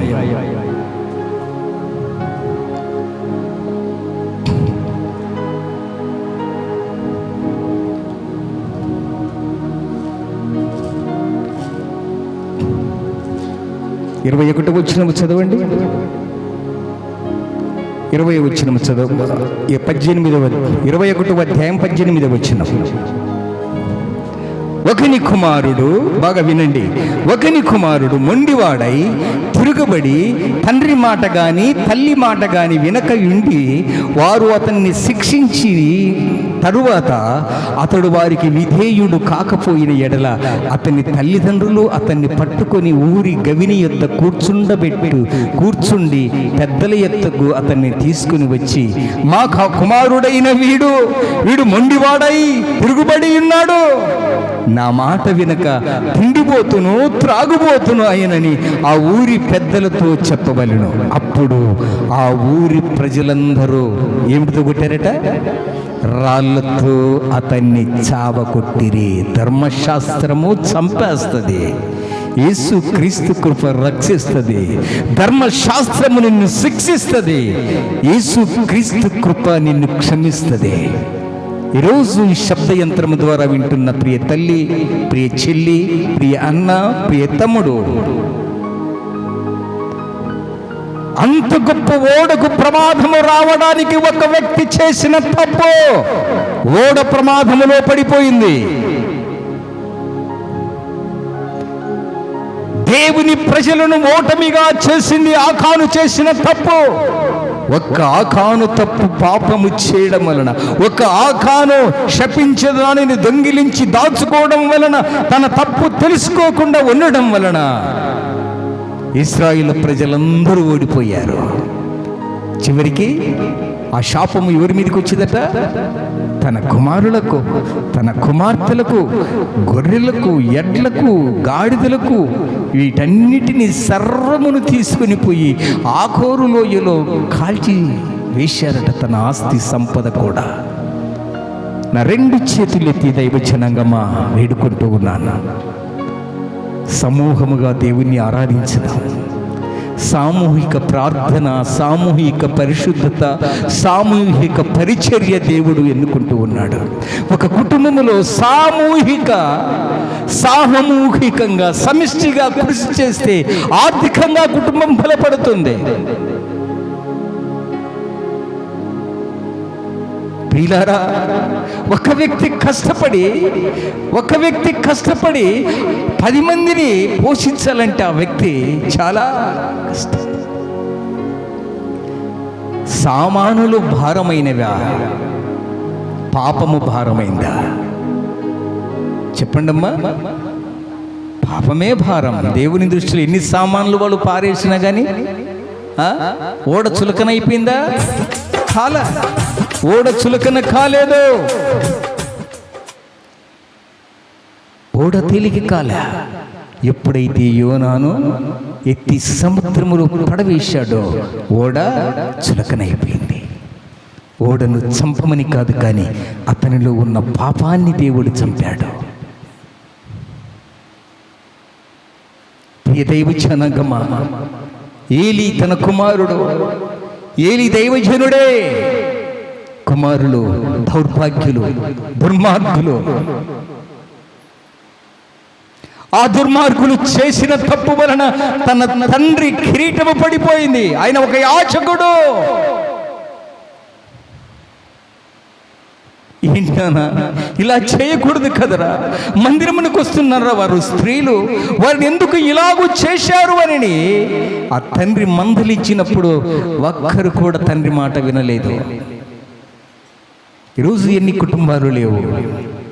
దైవజనుడు గొప్ప దైవజనుడే, పిల్లలు తప్పు చేయడం వలన ఆ దైవజనునికి కూడా చెడ్డ పేరు. సమూయేలు గొప్ప ప్రవక్త. సమూయేలు దీర్ఘశాంతి, దీర్ఘదర్శి. దాని నుండి బెర్షెబా వరకు గొప్ప ప్రవక్త ఆయన. అటువంటి దైవజనుని కడుపులో పుట్టిన కుమారులు ఏం చేశారో తెలుసా? ధనాపేక్ష గల వారై లంచములు పుచ్చుకొనుచు న్యాయాన్ని అన్యాయముగా చిత్రీకరించేవారు. దైవ సేవకుడు మందిరములో దేవుని యొక్క పరిచర్య చేస్తా ఉంటే తన కడుపును పుట్టిన బిడ్డలు ఏం చేశారట? ధనాపేక్షకులై న్యాయాన్ని అన్యాయముగా చిత్రీకరించి లంచాలు పుచ్చుకునేవారు. అటువంటి కుమారుల కొరకు తండ్రిగా సమూయేలు ఎన్నో కన్నీరు కార్చాడు. వారు తప్పు చేయడం వలన ఆ కుటుంబానికి క్షేమము కాలేదు. ప్రియ దైవ జనాంగమా, ఒక వ్యక్తి తప్పు చేయడం వలన ఓడ మునిగిపోతుంది. అక్కడ ఓడ ప్రమాదములో పడిపోతుంది. ఆకాన్ అనే వ్యక్తి పాపము చేయడం వలన ఎవరికి వచ్చిందట? ఇశ్రాయేలు ప్రజలందరికీ. కొందరికే? అందరికీ. యెహోషువ కన్నీరు కార్చి, దేవా మేము ఎప్పుడు ఓటమి చెందలేదు కదయ్యా. బట్టలు చించుకొని ఆ దైవజనుడు కన్నీళ్లు కార్చి ఉపవాసాలుండి ప్రార్థన చేస్తున్నాడు. ఎలుగెత్తి ఏడుస్తున్నాడు, పిచ్చోడు ఏడుస్తున్నట్టు ఏడుస్తున్నాడు. ఇదేంటయ్యా ఈ అపజయము? మేమెప్పుడు అపజయము ఎరగలేదే. దాచుకుని దొంగిలించిన వ్యక్తి బయటికి రాలే. దేవుడు అంటున్నాడు, మీ ఇశ్రాయేలు ప్రజల్లో ఒకడున్నాడు, వాడు తన పాపమును ఒప్పుకొని ఆ దొంగిలించిన దానిని వాడు బయటికి తీసుకొని వచ్చి దాన్ని కాల్ చేయమను, మీకు విజయాన్ని ఇస్తాను. అందరూ రోధిస్తూ ఉన్నప్పుడు ఆ వ్యక్తి వచ్చాడు. అకాను, దేవజనుడా, ఆ తప్పు నేనే చేశానయ్యా. సీనాను వస్త్రానికి 200 తులముగల ఎండికి 50 తులముల ఎత్తుగల బంగారు కమ్మిని ఆశించి చేయరాని ద్రోహము చేశానయ్యా. నా కుటుంబానికి శాపంగా మారడానికి నేనే కారకుడనయ్యా. ఒక వ్యక్తిని 4 మోసుకుని వచ్చారు, పక్షవాయు గలవాన్ని. మార్కు సువార్త 2వ అధ్యాయం 1వ వచనములో. ప్రియులారా, ఆ ఇల్లంతా నిండి ఉంది. దేవుని యొక్క వాక్య పరిచర్య జరుగుతుంది. యేసయ్య బోధ చేస్తూ ఉన్నాడు. అక్కడ లోనికి వెళ్ళడానికి స్థలము లేదు. వారి యొక్క విశ్వాసము ఎలాగుంటుందో తెలుసా? పెంకులు పైన ఇంటి పైకప్పు తీసి ఆ యొక్క పక్షవాయువు గలవానిని యేసు ముందు పెట్టాడు. యేసయ్య ముందుకు తీసుకొని వచ్చి అక్కడే యేసయ్య బోధిస్తూ ఉండగా ఆ వ్యక్తిని దింపినట్లుగా చూస్తూ ఉన్నాం. అప్పుడు యేసయ్య అన్నమాట ఏంటో తెలుసా? నా కుమారుడా, నీ పక్షవాయువు బాగైపోవునుగాక అన్నాయన. ఏమన్నాడు తెలుసా? నీ పాపములు క్షమించబడి ఉన్నవి. అంటే ఈ మాటలో అర్థం ఏంటి?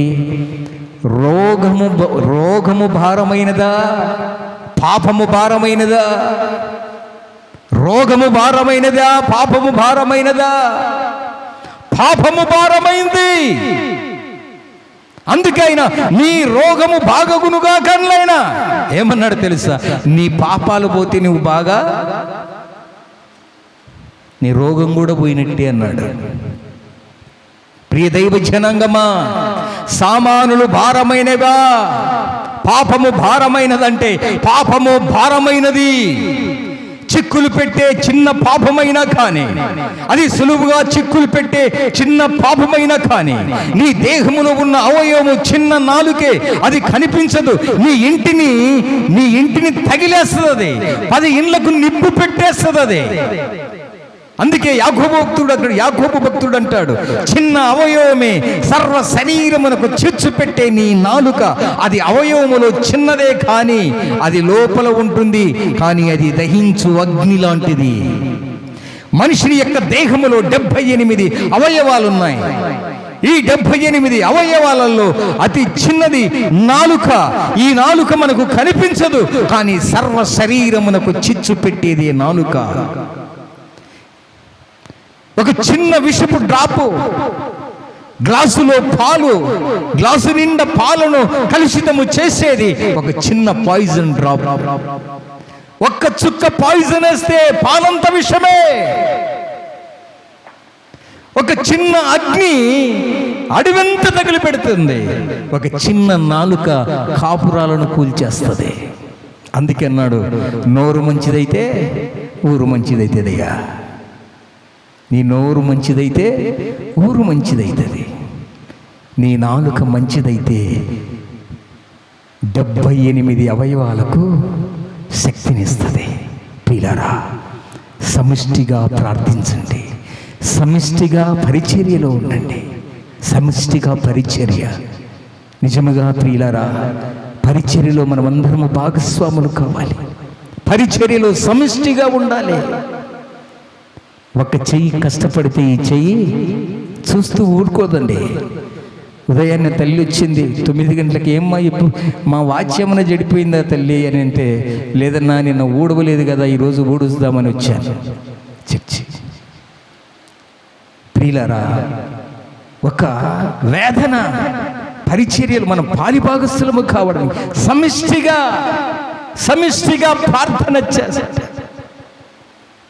ప్రార్థనా జీవితము లేకపోతే ప్రియులారా, నీ ముందు నీ అప్పులు, నీ అనారోగ్యత అవన్నీ నిన్ను కొండగా చూపిస్తాడు సాతానుడు. వాటిని చూసి నీవు భయకంపితుడు అయిపోయి ఎందుకంటే నిన్ను వాడు కృంగదీసే పత్రములో ఉంటాడు. వాడు కృంగదీసే వ్యక్తి. నిన్ను మోకరించనీయడు, నిన్ను కుటుంబంలో సంతోషంగా ఉండనీయడు. కారణం ఏంటంటే ఒక రోగము, ఒక అప్పులు, ఒక ఆర్థిక పరిస్థితులు ఆ కుటుంబాన్ని అలాగూ చూపించి నిన్ను కృంగదీసేవాడు. అందుకే అంటాడు, కొండల తట్టు నా కన్నులెత్తుచున్నానయ్యా, నాకు సహాయము ఎక్కడి నుంచి వచ్చును? కొండల తట్టు కాదు, ఆకాశములో ఆయన ఉన్నాడు. గొప్ప దేవుడు ఆయన. బ్రతికించేది ఆయనే. బ్రతికిన నాలుగా ఆయన భూమి మీద ఆయన సేవ చేస్తాం. చనిపోతే ఒకవేళ ఆయన అక్కడ పని ఉంటుంది మనకు, అక్కడ పని ఒక పని ఇస్తాడు మనకు. అందుకే క్రైస్తవుడికి మరణం అంటే భయపడకూడదండి. మరణం అంటే విజయముతో సమానం. దైవజనులందరూ లేఖనాల ప్రకారం అంటే మరణము అంటే మార్గమని తెలుసుకున్నారు. మరణించిన తర్వాతనే క్రైస్తవునికి నిత్య జీవం. ఇది రోగాలు, ఉదయాన్నే లేస్తే చీవాట్లు, ఎదుటివారిని చూడలేని దుస్థితి, అసూయ, కల్మషముతో నిండుకున్న ఈ శరీరంతో ఉన్నంత కాలము అసూయలతో పగలతో రగిలిపోతూ ఉంటాం. ఎందుకో తెలుసా? యేసయ్యను నమ్ముకోవాలి అంటే నిత్య జీవము పొందడానికి, మహిమ శరీరముతో ఆయనతో కూడా 1000 ఏళ్ళు పరిపాలన చేయటానికి దేవుడిచ్చే గొప్ప బహుమానం అన్నది. అందుకే 3 మాటలు. 1, సమిష్టిగా ప్రార్థన చేస్తాం, సమిష్టిగా పరిచర్య చేస్తాం, సమిష్టిగా పరిశుద్ధతలోనికి వెళ్దాం. సంఘములో ఒక్క వ్యక్తి సమిష్టిగా లేకపోయిందంటే, ఒక వ్యక్తి వేరే అభిప్రాయాలతో దేవుని చర్చికి వస్తే ఆ చర్చి కూడా అభివృద్ధి కాదండి. ఆ చర్చిలో ఉన్న ప్రతి వారు కూడా ఏకత్వము కలగాలి, ఏక మనసు కలగాలి, ఏక భావము కలిగినప్పుడు ప్రియులారా మనమందరము ఏక మనసు కలిగి ప్రార్థిస్తే సంఘము ప్రార్థించగా సంఖ్యలు తెగిపోతాయి. సంఘము ప్రార్థిస్తే ఏమైందట? సంఖ్యలు తెగిపోయినాయి. ఈరోజు సమిష్టిగా ప్రార్థన చేస్తాం. ఒక చెయ్యి స్నానం చేస్తున్నప్పుడు ఒకే చెయ్యితో నీవు ఒళ్ళంతా రుద్దుకుంటావా?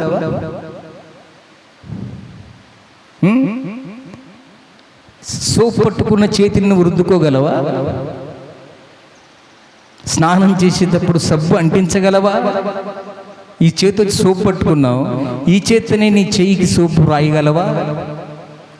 రాయాలంటే ఏం చేయాలా? పక్కనున్న ఒక చెయ్యి సహాయం చేయాలి కదా. కాళ్ళు ముళ్ళు గుచ్చుకుంటే చెయ్యి సహాయం చేయాలి కదా. కంట్లు నలుసు పడ్డప్పుడు చెయ్యి సహాయం చేయాలి కదా. అలాగే సంఘములు కూడా ప్రియులారా కష్టాలు, శ్రమలు, బాధలు, రోదనలు వస్తాయి. ప్రియులారా ఖడ్గముతో చంపబడ్డారు మన పూర్వీకులు, అపొస్తలులు. ఎన్నో అవమానాలు, ఎన్నో ఆటుపోట్లు ఎన్నుకున్నారు. కానీ ఇవన్నీ కూడా ప్రియులారా మనమందరము సమిష్టిగా ప్రార్థన చేసినప్పుడే అవి విఫలమైపోతాయి. మనము ప్రార్థనలో సఫలీకృతులు కావాలి అంటే సమిష్టిగా పరిచర్య చేయాలి, సమిష్టిగా ప్రార్థించాలి, సమిష్టిగా పరిశుద్ధతలోనికి నడవాలి.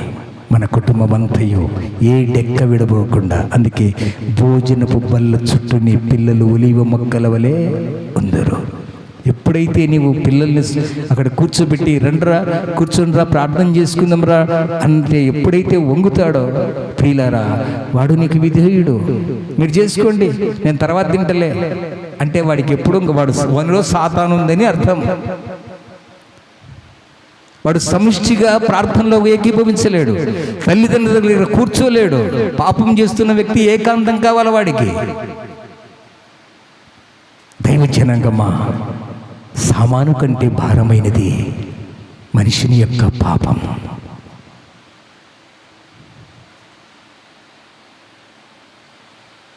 పక్షవాయు గల వారిని చూసి అక్కడ అంటున్నాడు, నీ పాపములు క్షమించబడి ఉన్నవి అన్నాడు. వ్యాధి కంటే భారమైనది ఏదట? పాపమే. చచ్చిన శవం బాగా వెయిట్ ఉంటుందా, బరువు ఉంటుందా? బ్రతికున్న మనిషి వెయిట్ ఉంటాడా? ఎందుకంటే 4-6 మోస్తారు బాక్సును. చచ్చిన శవము నీలుకుంటే చాలా భారంగా ఉంటుంది, అది బరువు. అది ఎప్పటికైనా కానీ ప్రియులారా మానవునిలో ఉన్న పాపాన్ని, అందుకంటాడు అతిక్రమములు దాచిపెట్టువాడు వర్ధిల్లడు, వాటిని ఒప్పుకుంటున్నాము దేవుని మందిరంలో. మంచిదే అయ్యా, నేను ఇలా చేయకూడదు, నా పిల్లలు బాగా నేను శ్రేయస్కులుగా ఉండాలని, నా పిల్లలు నాకు లోబడేటట్లుగా, నా పిల్లలను సన్మానించేటట్లుగా నేను ఉండాలని ఆశపడతా. ఒక వ్యక్తి ఏదైనా పాపము చేయాలనుకున్నా ప్రియులారా చేయడానికి ఇష్టపడడు. కానీ అతనిలో ఒక దుర్మాత్మ ఉంటుంది, ఒక తాగుబోతు ఆత్మ, ఒక నిద్రాత్మ, ఒక సోమరి ఆత్మ. ఇవన్నీ ఆత్మలు. ఒక మనుష్యుడు దేవుని ఆత్మ కలిగిన ప్రతి వ్యక్తి కూడా చెడిపోవాలని ఉండదండి, వాడికి కూడా బాగుపడాలని ఉంటుంది. కానీ వానికి పట్టిన దురాత్మ అటువంటిది. వాడు కూడా నా పిల్లలను బాగా చూసుకోవాలి, నేను తాగి నా బిడ్డలను, నా యొక్క భార్యను బాధ పెట్టకూడదని అనుకుంటుంది. కానీ ఆ యొక్క ఆత్మ అతన్ని అలాగూ తయారు చేస్తూ ఉంటుంది. ఈ క్షణమే ప్రభు అంటున్నాడు, ఒప్పుకుంటున్నావు కానీ విడిచిపెట్టడంలే. అందుకంటాడు అతిక్రమములు దాచిపెట్టువాడు వర్ధిల్లడు, వాటిని ఒప్పుకొని విడిచిపెట్టువాడు ధన్యుడు, కనికరం పొందుతాడు. ఒప్పుకుంటున్నాం ప్రభువా, ఇప్పుడు ఈ ఆలయంలో మేము ఒప్పుకుంటున్నామయ్యా, కానీ పొద్దున్నే లేస్తే యథాతథి విడిచిపెట్టట్లే. అందుకే మనము సమిష్టిగా ఉండటం లేకపోవడం వలనే మన కుటుంబాలు ఇలా తయారైపోయింది. దైవజనంగమా, మోకరిల్లుదాం, ప్రభు యొక్క ప్రార్థనలో ఏకీభవించుదాం. సంఘమా, ఎందుకు సంఘాలు బలహీనమైపోతున్నాయంటే సమిష్టిగా ప్రార్థన చేయట్లేదు. ప్రియ కుమారుడా, నీ జన్మనిచ్చిన తల్లిదండ్రుల కొరకు ఎప్పుడైనా కన్నీరు కార్చి ప్రార్థించావా?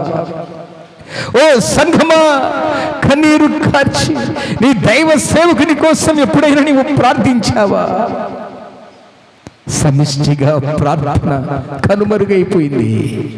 సమిష్టి యొక్క ప్రార్థన, సమిష్టిగా ప్రార్థించండి. దైవ జనాంగమా, ఈ యొక్క మధ్యాహ్న కాల సమయంలో శాపగ్రస్తమైపోయింది.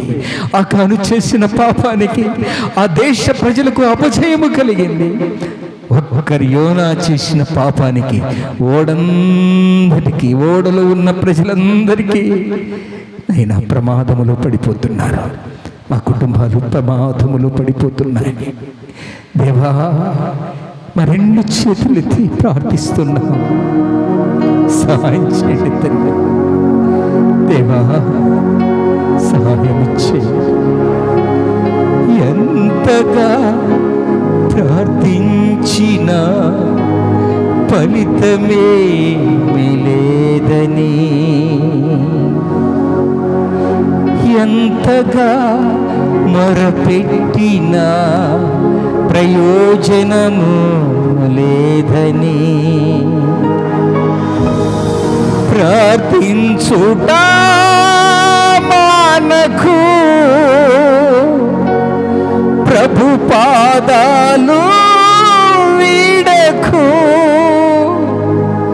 నమ్ము యేసయ్య మాటను, నీ వేదనంత తొలగిపోను. నన్ను యేసయ్య మాటను, నీ బాధలను తొలగిపోను. ప్రియ కుమారుడా, నీ తండ్రి ఉపదేశమును మరువకు. ఇప్పుడైనను సమిష్టిగా నీ తల్లిదండ్రులు సహకారిగా ప్రార్థించే గుంపులో ఉండు. ప్రియ సంగమా, సమిష్టిగా పరిచర్యలో పాల్గొను. సంఘాభివృద్ధి కొరకు పాటుపడతా. సంఘములో ఉన్న ప్రతి వారి కొరకు మన శరీరములో అవయవములు ఒకదానికొకటి ఎలాగో సహాయపడుతున్నాయో అలాగే కలిసి మెలిసి ఐక్యత కలిగి ముందుకు సాగిపోతాం. దేవుడి మాటలను దీవించి ఆశీర్వదించులాగున ప్రార్థించుకుందాం. మహోన్నతుడా, ప్రేమ కలిగిన తండ్రి, ఉత్తబడిన ఈ వాక్యం మా హృదయములో ఫలించి దేవా, అంత గొప్ప ఓడకు ప్రమాదం ఎలా జరిగింది అంటే, అతి తేలికగా భారమైన సామానుడు సముద్రములో పడవేసిన కానీ ఓడ చులకన కాలేదయ్యా.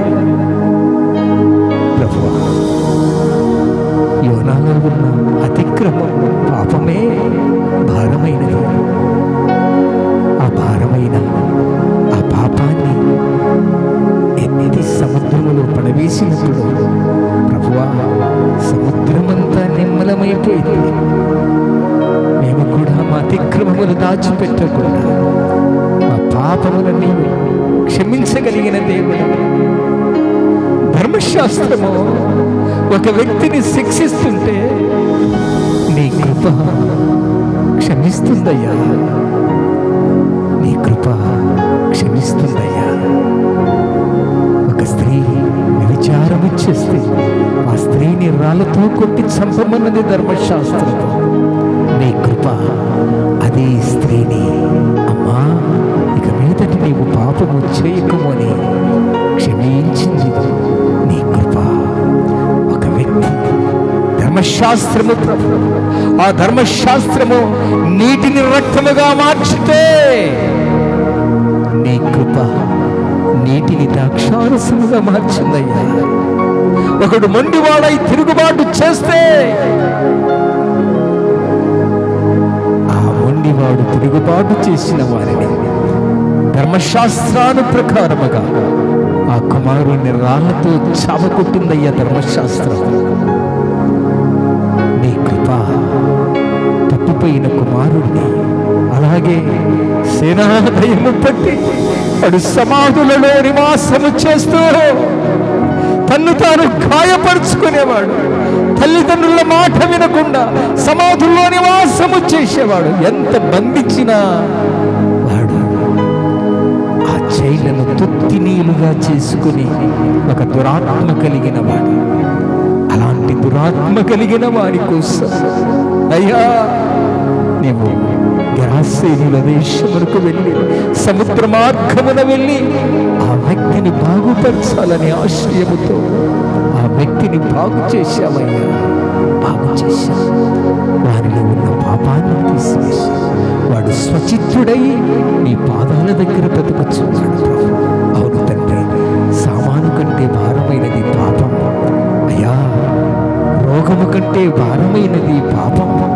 అయినా ఈ పాపాన్ని తీసివేసుకుంటే సర్వమానవానికి సర్వ శరీరముకు చిచ్చు పెట్టేది నాలుక. అందుకే యేసు ప్రభువును విశ్వసించి మా నాలుకతో నీ నామాన్ని స్మరిస్తూ ముందుకు సాగుటకు నీవిచ్చిన ఈ వాక్య సందేశాన్ని మా హృదయములో పదిలపరుచుకుని ముందుకు సాగుటకు నైనా సమిష్టిగా ప్రార్థించడం, సమిష్టిగా పరిచర్య చేయడం, సమిష్టిగా పరిశుద్ధతలో ఉండటముకు ఆ కుటుంబానికి శ్రేయస్కరం. ఆ కుటుంబానికి నైనా నీ ప్రేమలో ఆ కుటుంబము వర్ధిల్లుతుంది, ఆ సంఘము వర్ధిల్లుతుంది, సంఘము వర్ధిల్లుతూ ఉంది. ఈ మాటలన్నీ నైనా వినియున్న ఈ శబ్దయంత్రం ద్వారా వినియున్న ప్రతి వారు కనువిప్పు కలిగి ముందుకు సాగుటకు నీ కృపను అనుగ్రహించమని యేసు ప్రభు నీ పరిశుద్ధమైన నీ ఘనమైన నామమున ప్రార్థించి అడిగి వేడుకుని నీ మేలులు పొందుచున్నాము తండ్రి. ఆమేన్, ఆమేన్.